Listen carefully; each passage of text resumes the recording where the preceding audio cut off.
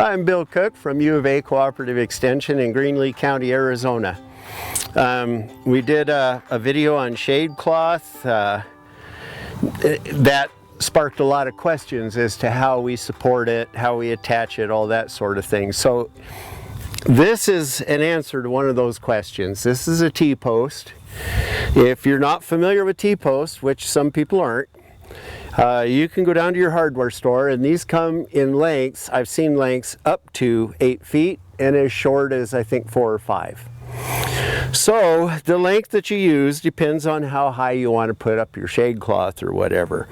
So you can go to a hardware. If they don't have it, ask. A good hardware store will order them for you. What I like about them is that I move my garden, I do crop rotation, so the shade cloth is not always in the same place. These are great because you can pull them up. Usually after they've been in there all summer, you might need a jack or some kind of a pry bar, but you can pull them up and use them again. I like to use, it's called a T-post driver. If you're not familiar with it, it's so much easier than a hammer.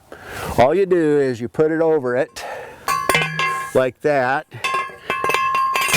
and you just let the weight of the driver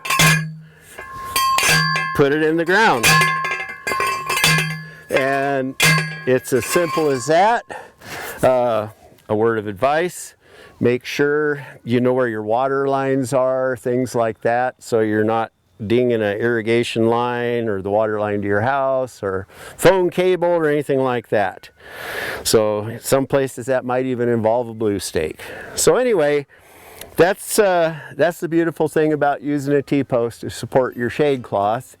And these little ratchets on here make it easy to tie, things don't slide down, etc.